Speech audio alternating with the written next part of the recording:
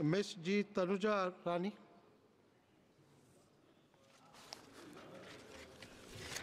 At the outset, I would like to thank you, Chairman sir, for giving me the opportunity to put forth our party's view on the readjustment of representation of scheduled tribe in assembly constituencies of the state of Goa Bill 2024. Sir, the Constitution of India has several provisions to prevent the discrimination against the people belonging to the scheduled tribe and protest their right.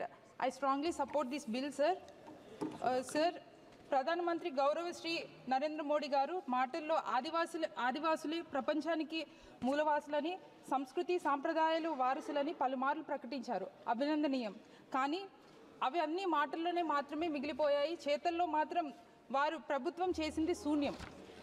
ఆర్థికంగా సామాజికంగా అభివృద్ధికి ఆమడు దూరంలో ఉన్న నా ఆదివాసీ గిరిజన ప్రాంతం స్వతంత్రం వచ్చి 77 సంవత్సరాలు అయినా ప్రగతి శూన్యం.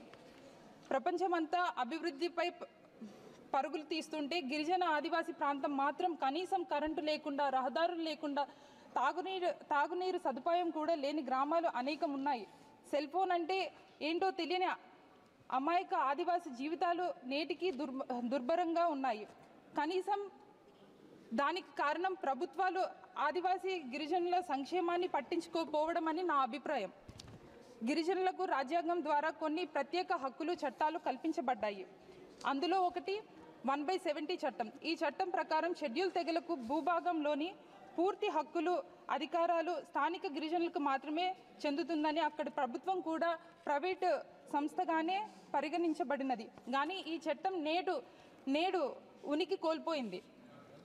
స్వయం పాలన కొరకు పేసా చట్టం 1996లో తీసుకుని వచ్చి గిరిజన ప్రాంతంలోని ఏం చేయాలన్నా గ్రామ సభల తీర్మానం ద్వారా మాత్రమే చేయాలని అధికారులు కల్పించిన గొప్ప చట్టాన్ని తీసుకొని వచ్చింది. అది కూడా ఇప్పుడు కనుమరుగైపోయింది.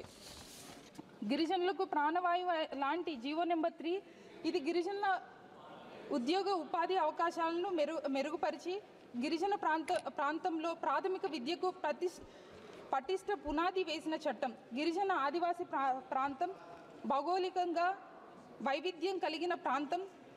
సముద్ర మట్టానికి 3000 అడుగుల ఎత్తున దట్టమైన అరణ్యంలో నిత్యం కురిసిన వర్షాల్లో జంతువులు తప్ప మనుషులు నివసించడానికి కనీసం అవకాశం లేని అరణ్య ప్రాంతంలో నిత్యం మలేరియా, డెంగ్యూ, చికెన్ గున్యా లాంటి రోగాలు ప్రభవిల్లే ప్రాంతం. అలాంటి ప్రాంతంలో మైదాన ప్రాంతం నుండి ఉపాధ్యాయులను నియమించి అక్కడ నివాసం ఉండలేక నెల రోజుల్లో 2-3 రోజులు మాత్రమే మొక్కుబడికి పాఠాలు చెప్పుకునేవారు.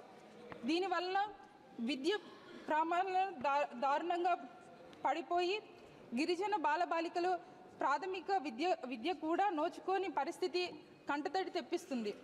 ఈ తరుణంలో చీకటిలో కాంతి వెలుగుల్లాగా జీవో నెంబర్ 3 తీసుకుని వచ్చి గిరిజన ప్రాంతంలో ఉపాధ్యాయుల పోస్టులను స్థానిక గిరిజన అభ్యర్థులకు మాత్రమే భర్తీ చేయాలన్న చట్టం తీసుకుని వచ్చి స్థానికంగా అర్హులైన అభ్యర్థులను తమ ప్రాంతంలోనే ఉన్న పిల్లలకు స్థానిక భాషల్లోనే తమ బోధన సర్దుబాటు చేసుకొని చక్కటి విద్య ప్రగతిని బాటగా పరిచారు. అలాంటి జీవో నెంబర్ 3 విత్తనాలను మొలకెత్తి విద్యా ఫలాలని అందించే తరుణంలో ఈ జీవో నెంబర్ 3ని సుప్రీంకోర్టు రద్దు చేయడం జరిగింది.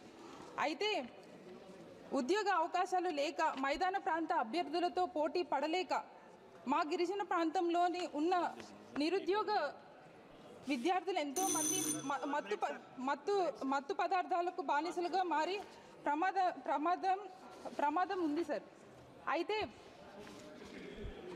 దయచేసి పాలక ప్రభుత్వం మా కోసం కొత్తగా ఏమి చేయక్కర్లేదు, కానీ ఉన్న చట్టాల్లో హక్కులు మాత్రం తీసేయకండి. జీవులకు ప్రాణవాయువు ఎంత ముఖ్యమైనదో గిరిజన ఆదివాసీ విద్యా సంస్థలకు యువత ఉద్యోగ ఉపాధికి ప్రాణవాయువు జీవో నెంబర్ 3 సార్ పునరుద్ధరించాలి. లేకపోతే ప్రత్యామ్నాయంగా మరో జీవో తీసుకుని వస్తే గిరిజన ఆదివాసీ ప్రాంతాలకు 100% ఉద్యోగాలు స్థానిక గిరిజనులకి మాత్రమే భర్తీ చేయాలని కోరుకుంటున్నాను సార్. వారు నేర్చుకోవాల్సింది కాకుండా గిరిజన ప్రాంతంలో ఉండే వాతావరణ మౌలికంగా స్వరూపానికి ఇదొక కారణం కావచ్చు. ఇది మీకు ఆశ్చర్యం కలిగించవచ్చు, కానీ ఇదే నిజం. సార్, ఈ జీవో నెంబర్ 3 మీద కొన్ని లక్షలాది మంది గిరిజన నిరుద్యోగులు ఆధారపడి ఉన్నారు సార్. ఖచ్చితంగా ఇట్లాంటి జీవోని మాత్రం తొలగించకుండా, లేకపోతే తొలగించవలసి అవసరం ఉంటే ఈ జీవో నెంబర్ 3ని ఇంకో జీవో నెంబర్తో మళ్ళీ పునరుద్ధరించాలని చెప్పి మిమ్మల్ని కోరుకుంటూ సెలవు తీసుకుంటున్నాను. Thank you sir. Shri Sudhakar Singh.